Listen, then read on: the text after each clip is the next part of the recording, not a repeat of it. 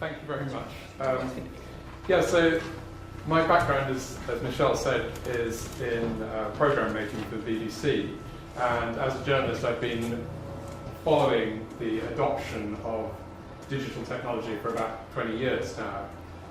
And as an amateur family historian, I've been trying to gather together my own background, not personally, but in terms of my family history and heritage.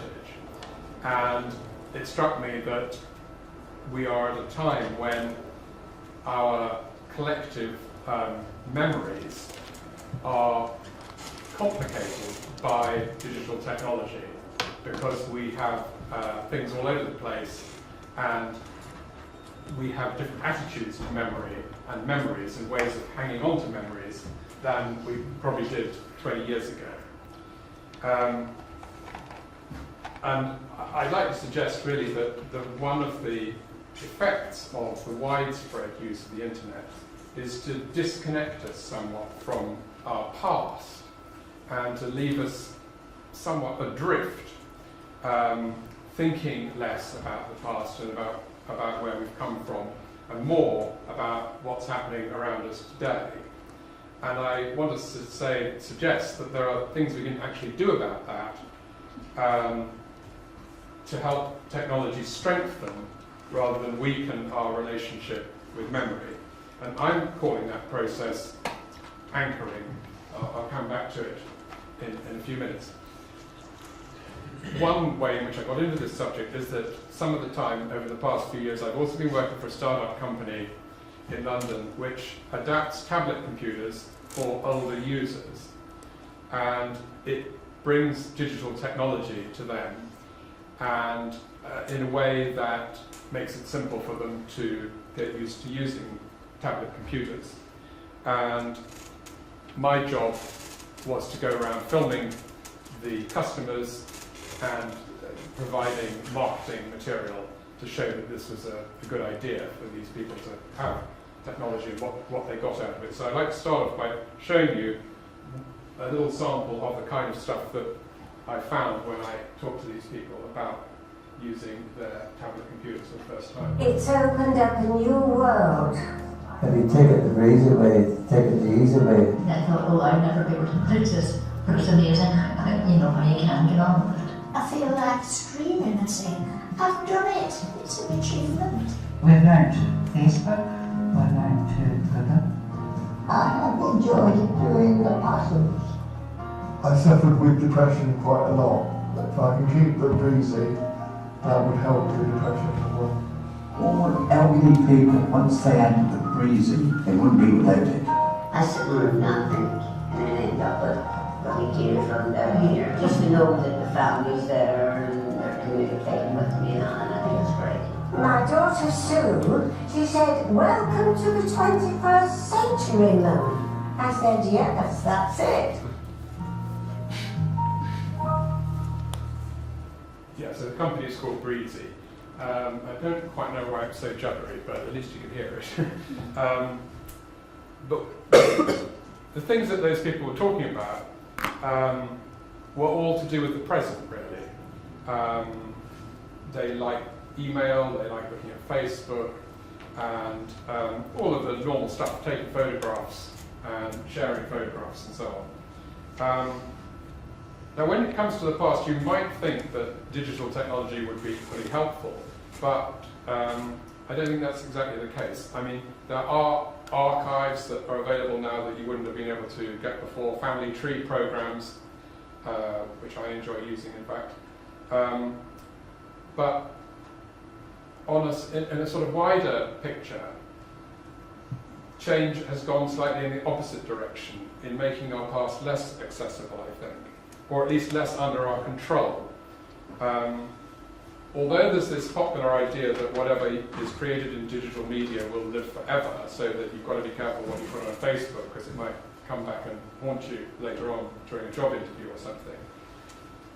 The other side of that is that those things that are around online in different places are hard to keep tabs on, really. So you might have stuff on, if you're like me anyway, you might have stuff scattered between Google Drive, Flickr, Facebook, Dropbox, OneDrive, all sorts of places, which might have valuable material that you actually would like to hang on to. You might want to hang on to it, but also at some point in the future, you might want your nearest and dearest to be able to find it. And that is going to be complicated if it's all over the place and you don't even know where it is. And the other thing to think about there is that the big online names that are around today may not be around in 10 or 20 or 50 years from now. If we were 20 years back from now, you might have been putting stuff on MySpace or Bebo or Friends Reunited, websites which young people wouldn't even have heard of maybe, and certainly it'd be hard to get your stuff back from them. So that's not very safe, really. So maybe we don't really need the past anymore. Maybe we don't need to have so much emphasis on it. Has access to the present replaced the need to know what came before? But I'm not convinced about that, and I tend to sympathise with what I think Tom Stoppard was getting at when he gave one of his stupider characters in a play set in 1876 the line, "Every age thinks it's the modern age, but this one really is." So in this modern age, advertisers want us to live in the present, and their interest in memory is limited. Old things evoke feelings that can sometimes be useful to make us want to buy things. So, yeah, this is a poster I saw on Clapham Junction. Start creating tomorrow's memories today. So that there is this feeling now that you're not really experiencing something unless you're recording it. And so that maybe the holiday business is now not going into the business of giving you a nice time, but giving you a chance to record something that will become a memory in future.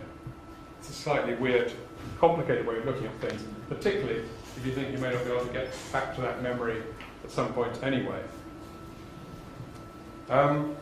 So now, we're going to go into a little bit of some of my own family photographs here, if you don't mind.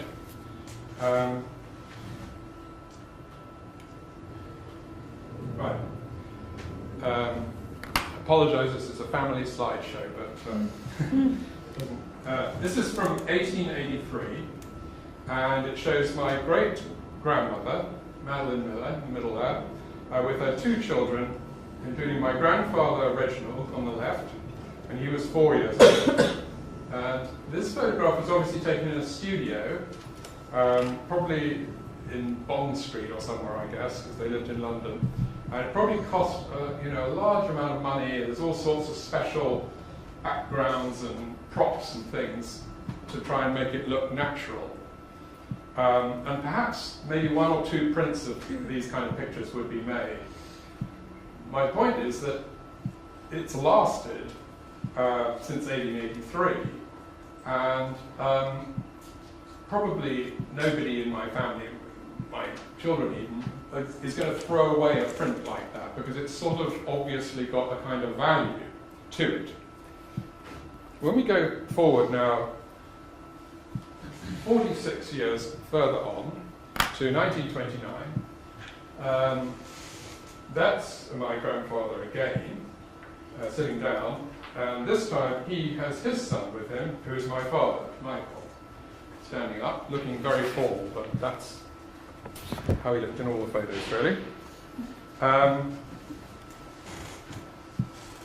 The photography here just isn't as good. This is just a snapshot, obviously taken by a member of the family. It's still nice to have, but it's more disposable, I think you'd agree, than the previous one. Around the sort of same time, we really are getting into sort of holiday photos territory here. This is my grandfather at the beach hut, probably in Margate, I believe. Again, a photograph that's already been sort of bent in the middle and is not being properly cared for. over the years. Go forward another 31 years, and this is in fact my father with me. Now this one means a lot to me because my dad died of cancer 3 years after this photograph was taken. I don't remember the photograph being taken, and in fact I only saw it for the first time, I think, last year. But it gives me an insight into my own childhood, not just because of my father being there, but because of what else is in the picture. The curtains and the Christmas decorations and things that I remember. And that picture isn't going to mean as much to anyone else, but it connects me to the past in a very visceral kind of way. Photographs tend to be taken at happy times, and I don't have any photos of my dad when he was ill, and I wouldn't really expect to or necessarily want to. And so when you look through the sort of photo trail in a family history, it is a rather rose-tinted account of things, but I don't think it's any less valuable necessarily for that. It's not supposed to be journalism. As we get closer to the present, you can see from those 4 pictures the way it's going, which are more photos, less formal, cheaper, and probably not being kept for as long. But of course, when we move into the age of digital photos, those trends really take off. More pictures, cheaper, well, they're free pretty much really, and they're quickly lost or discarded. And so, for people of my generation who have a sort of foot in the analog and the digital camps, then you're really in a bit of a muddle, because you've got your prints and you've got your digital photos, and the prints proverbially are kept in shoe boxes. Mine, in fact, are kept in plastic bags from supermarkets, carefully labelled. They may look scruffy, but actually, there we go, 9 films from December 1998 to August 2000. They are, in a way, safe, because they're not going to go anywhere, and they're probably going to last. So there is something to be said for that old-fashioned method.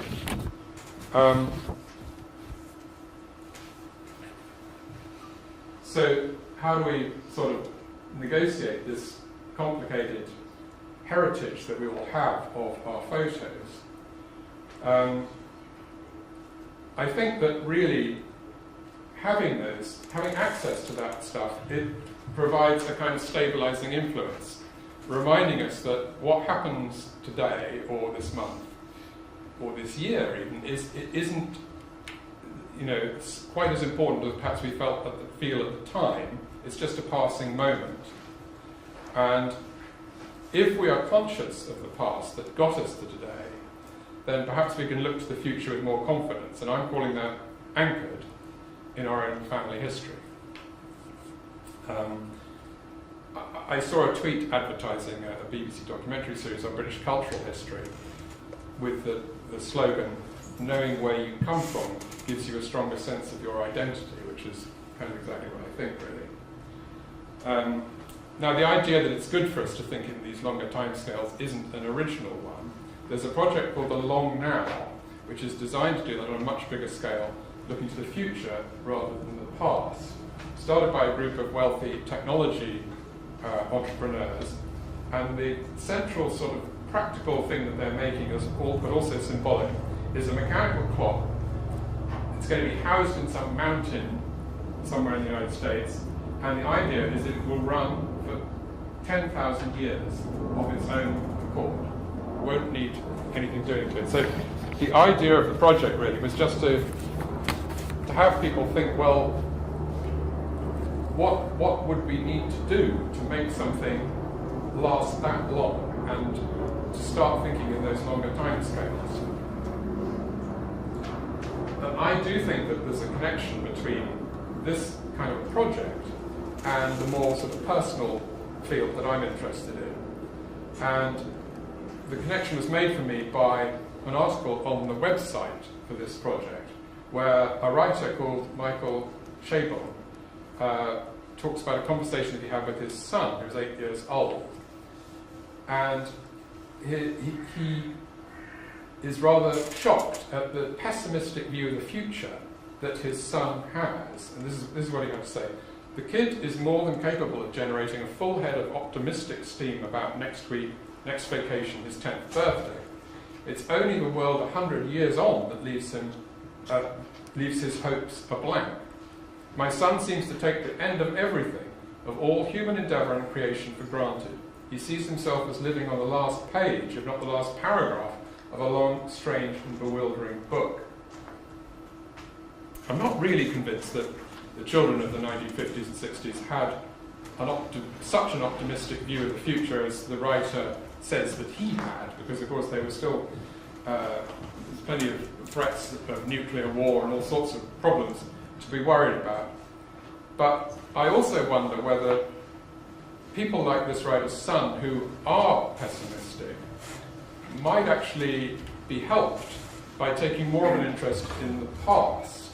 I'm wondering whether they could be given more hope for the future by anchoring themselves in the past. Is it perhaps because they live too much in the present online, they aren't confident about either the past or the future? And maybe getting stuck into some archiving activities might actually help them face the future with more confidence. That's an idea, but it's not entirely whimsical in that there is already some work that suggests that anchoring or archiving activities can have psychological benefits.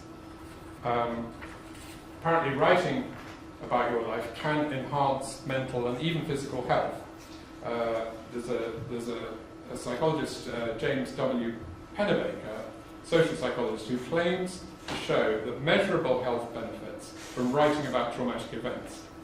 And in his experiment in 1968, he asked subjects to write about traumatic events in their lives for just 4 days in a row.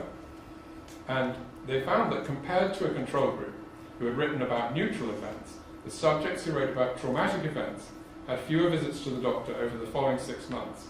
And the act of writing about their trauma was itself unpleasant, but the long-term effects seemed to be powerful. Now, while I was thinking about this, I visited my 94-year-old aunt.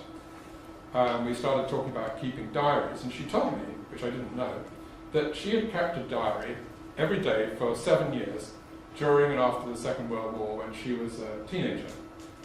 And she said that she never read them back, but when I told her I was interested, she opened a box which was in the sitting room and brought them out, very accessible. So I suspect they did mean something to her. And there we are, 7 years of daily accounts of life in a country house in Northumberland during the Second World War. She allowed me to borrow them, and I photographed all the pages, and I'm slowly transcribing them. And they paint a very detailed picture of life of her life during that time. This is 1943. I'll just give you a quick flavour. It's the first entry for 1943. It was a terribly wet day, poured with rain all the time. I'd been horribly sick during the night and had a pain, so I stayed in bed all day. Greta, that's her sister, another of my aunts, and I had intended to go hunting, but of course we couldn't. It was very disappointing. The Simpsons, Mrs., Roddy, Aileen and Pam all came out before lunch and spent the day here. They had chicken and plum pudding for lunch, but I only had a tiny bit of chicken. After lunch they played ping pong. Kay and Aileen went to the post office. Greta had a very busy time entertaining them and looking after me. I read most of the afternoon. Aunt Alice came round at 4 o'clock and stayed to tea. Catherine, that's my mother, had to clean her buttons after dinner as it was the last day of her leave and she had to go back in the morning. My mother was in the Women's RAF, and so it's great for me to get a kind of insight into her life. And the fact that that amount of detail goes into every day is terrific, because I think one of the problems about trying to sort of feel connected with your past is that we tend to only bring the camera out and remember things when they're special occasions. And really, I think it's more important to get a flavour of ordinary life. And so maybe rather than taking a photograph of birthday parties or whatever, I would say go around your house and take a photograph of what it looks like on a Tuesday afternoon or something, when nothing much is happening, because in probably in 20 or 50 years' time, that'll be a lot more interesting. My aunt didn't really talk about politics much, because that didn't seem to be part of her life, but it wasn't entirely absent. And I found this was a very interesting thing, that she wrote, before she actually started writing the diary, this was sort of disconnected from the daily account of life. Right at the front of the diary it says, "It is now the third year of the war, and nearly all Europe is under German rule. Britain, America, China and Russia are united in fighting against the Nazis, Italians and Japanese, with all their strength. We hope this new year will bring us victory and peace." So it's interesting that, why was she writing this thing down? Obviously, if you write something like that, it is because you are aware that somebody may be reading it at a time when these matters have been settled one way or another, and that it will be of interest to the reader to be able to imagine a time when she or nobody knew what was going to happen next. I've been in touch with one archivist, Simon Kravis in Australia, who we were discussing why somebody would write a diary, keep a diary, and then never read their diary. And he uses this phrase, existence value. The diary has a value just because you know that it exists. In the same way that he suggests that someone might give money to a conservation charity to preserve a wilderness that they would never actually go to, but they like to think that it exists. In terms of my anchoring idea, then, having access to these diaries does contribute, I would say, to, well, my own feeling of connection with the past, and an insight into the life of my mother and her sisters and my grandparents. So, connecting the past can also be about uncovering things that went wrong. There's a writer, Helen Batten, who looked into her own family history following the death of her baby and the breakup of her marriage, and has written an amazing book called The Scarlet Sisters. And the sort of project of the book really was to interview distant relatives that she'd never met before, and piecing together a family story in which she came across many repeating patterns, which led her to reflect on her own life. And this is what she has to say about it. Where does the story of one's own existence start? Sometimes it feels like a chain of random collisions between people, lots of events happening simultaneously in different parts of the world that are working towards the appearance of a new life on the planet. They seem to come out of thin air, haphazardly and by chance. But sometimes the opposite happens. It feels as if there are too many coincidences, and if they start to pile up, then events start to feel like fate, or perhaps destiny is a better word. For Helen, the writer, the investigation was an attempt, as she said, to break the spell of the difficulties that she was experiencing in her own life. And she began by drawing a family tree and annotating it with all the tragedies and stories of family disgrace and disaster that she knew of. And as she learnt more, she became more convinced that the fallout from her great-grandfather, for instance, losing his job and dying in a workhouse, ran through many generations.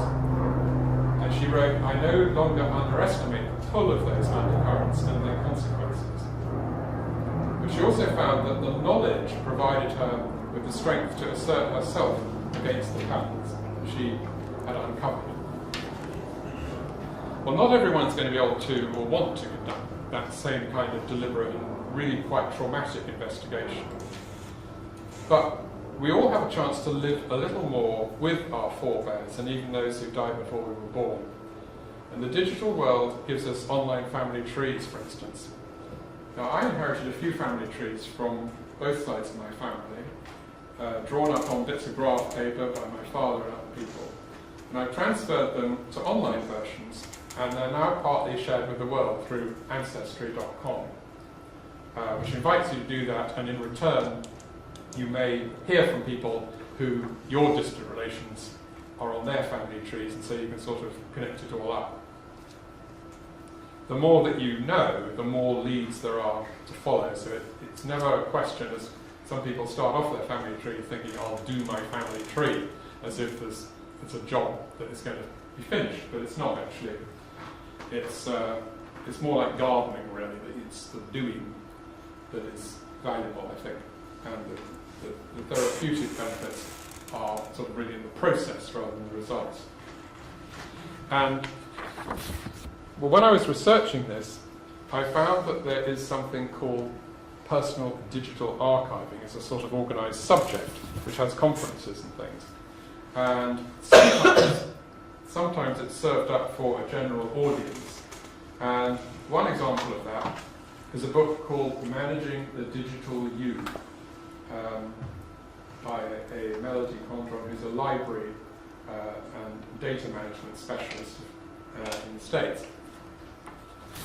And so if you are persuaded by the idea that it is a good idea to try and organise your own heritage in this respect, then you will come up against all sorts of practical problems, because whilst digital media is very useful in some ways, its longevity is questionable, really.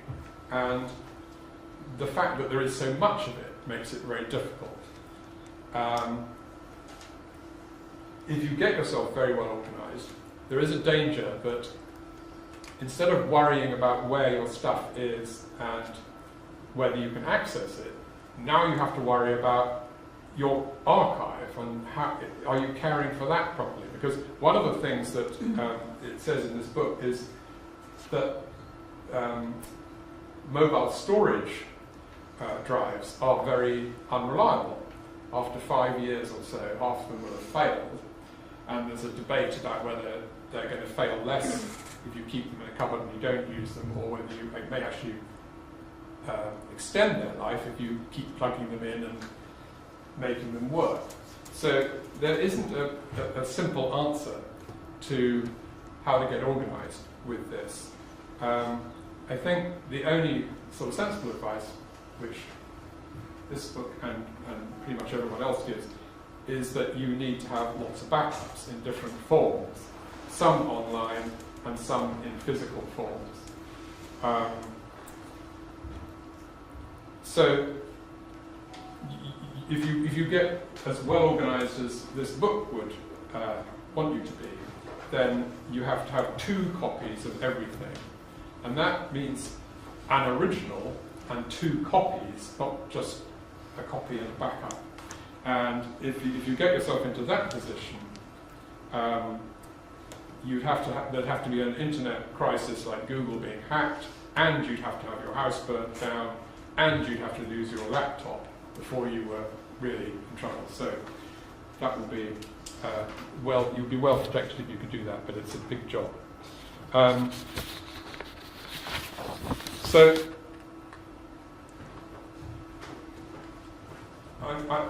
One thing that comes more out of the family history work is that it is terrifically gratifying to have interviewed members of your family before they die. And I don't know whether anybody heard a brilliant Radio 4 programme with Guy Garvey, the lead singer of Elbow, last year, who had interviewed his dad. And there were some wonderful clips from the interview, but also there was him absolutely passionately saying to the listeners, get out and do this because you will be so pleased that you did. Now, I actually did do some video interviews with my mum, who died 3 years ago, and with 2 of her sisters, one of whom subsequently died. And I do feel that I sort of know more about where I came from and where my family came from as a result of those interviews. And in fact, because I had those 3 interviews, and I knew, obviously, with 3 sisters, the part of their life that they have most in common with each other is their childhood. and I knew what house they had lived in Northumberland. And I wrote to the, I used Google Street View to find the address. I wrote to the owner, not knowing their name, but just putting the owner. And I got into friendly communication with him. He sent me photographs of the house today, which I was able to match up with a whole lot of snapshots I had from the 1920s and 1930s. And then I was able to show my aunt what her house looked like today. And of course it was great for her to see what the inside and the outside of the house looked like, and really it wasn't that different. And the amount of detail that I've gone into in these interviews meant that I really could get an insight into the life of this family so long ago that I really hadn't known anything about. So it's not necessarily the case that these things are out of reach. They can be uncovered, and it's I found it very satisfying to do that. So where is all this taking us? Well,